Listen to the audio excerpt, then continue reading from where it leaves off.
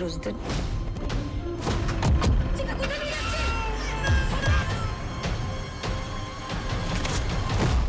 ये लोगों ने हमारा दुनिया छीन लिया. Hello. Sup. I am Pratiksha Mishra, and you're listening to Do I Like It, a Quint production where we review anything and everything under the sun.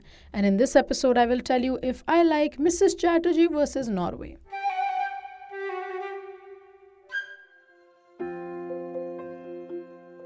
I am a broken man. I am truly I have suffered during the viewing of this movie because I was in tears. I was sobbing so many times.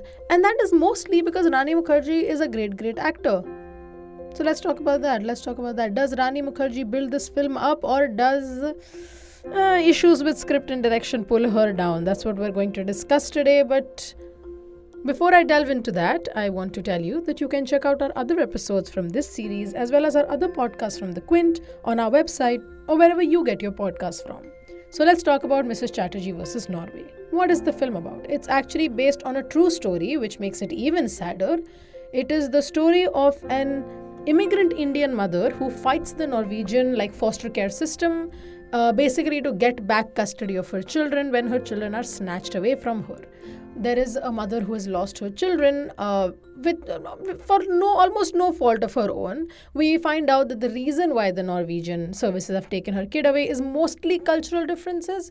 We're told that it happened because वो अपने हाथ से बच्चों को खाना खिलाती है, which was considered quote-unquote force feeding, or that the kids are sleeping in the same bed as the parents. That's an issue. Of course, there are issues with the family which are caused primarily by the main character's husband that maybe do make it an unsafe place for the children. But it's harrowing. It's weird that this woman has lost custody of her children over practically doing nothing much wrong. Rani Mukherjee plays Sagarika Chatterjee. Okay, she is the main character. She has 2 children, a 2-year-old boy and a 5-month-old girl. And she, of course, tries to kind of keep her culture in her family. So Devika and her family have immigrated to Norway from India, and she's trying to keep her own culture in place and then pass it on to her children. Her husband is played by Anirban Bhattacharya, and he essentially just wants citizenship. He wants citizenship of Norway. That's what's driving him forward. And Devika wants her children back. That's what's driving her forward. The main issue with the film is that other than Sagarika Chatterjee, we don't see any of the other characters have much depth. सब ऐसे ऊपर से हो रहा है. And that's a big issue क्योंकि sure, the people who are supposed to be bad, you do hate them as an audience because Rani Mukherjee does a great job. And so you're like, oh, I do feel bad that this is happening, right? Of course, I'm going to feel bad. The story is a sad situation.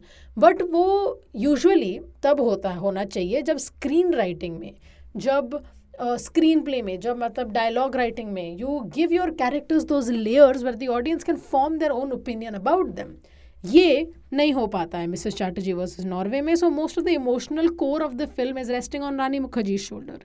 The good thing is that she does play the role very well, but the execution of the film is the main issue. That's where it kind of stutters. Kyunki, all right, we are introduced to the fact that her husband is not a good man. He essentially also has a complaint of domestic violence against her. Not against her, sorry. He has a complaint of domestic violence against her filed against him. And he still hasn't sudhrod much. He is still that bad.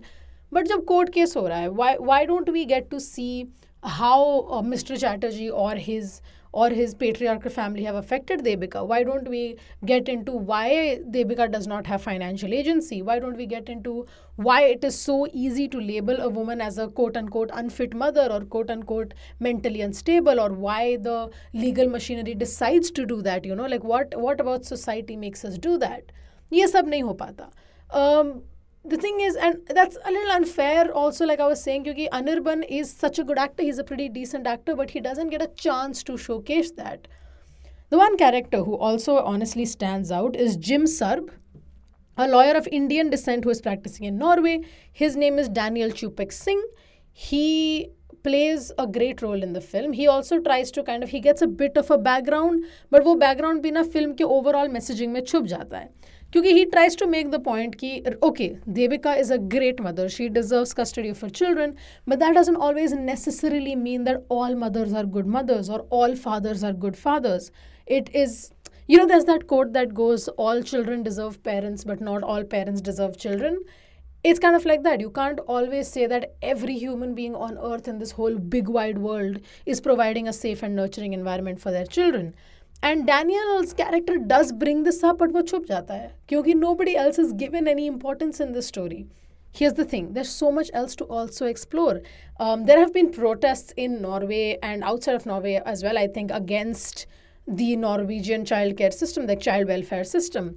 There have been accusations of immigrant parents losing their children much more than others do. There have been news reports about this as well, but none of this is properly ever brought up. And that's the thing it makes me so mad. Makes me so mad because the characters in the film are trying so hard. And Rani Mukherjee, mind-blowing. What a great actor. Jim Sarb, beautiful to watch. Like, no complaints, no notes. All my love for this film comes from Rani Mukherjee and from the story that is being told. It's the real story of Sagarika. And I think just that fact does elevate the film a little bit. If you want to find out more, you should Google Sagarika Chakraborty and Norway, the Norway case. It was a very big custody battle to get her kids back while also dealing with a lot of other things. And it's an inspirational story. It is. It very genuinely is. And I do think that it deserved better execution. It really did. It deserved better execution. It deserved a better rhythm in a film.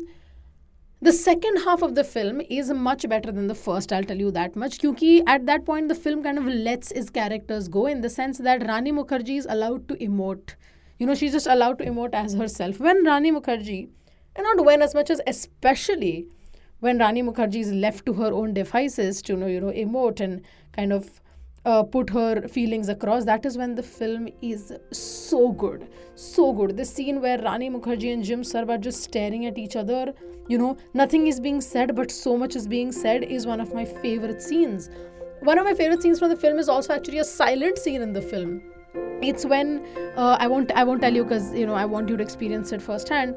But it's when the father, when Mr. Chatterjee goes and sees their son playing in a garden after a long time. That's a silent scene, but it is so powerful. And that's the thing. The film needed to have trusted itself more to have been a truly amazing film, which it just falls short of. That's I guess my final verdict, or if you will, would be, finally, do I like it? Would be, I do, but I feel like I like the film mostly because of how well performed it is. I like it because of the promise that it has and not for its execution. There's much to be desired about the execution, and that's a little sucky. It's a little sucky, I'm not gonna lie. It hurts a little bit. But at the end of the day, Mrs. Chatterjee versus Norway, good promise, good premise, great cast, great work. Struggles to reach where it should. But yeah, that was all for this episode. Thank you so much for listening. Do I Like It is a Quint production, executive produced by Ritu Kapoor and Shelly Walia, hosted by me, Pratiksha Mishra, produced and edited by Anjali Palod, with music from Mrs. Chatterjee vs. Norway and BMG Production. See you next time.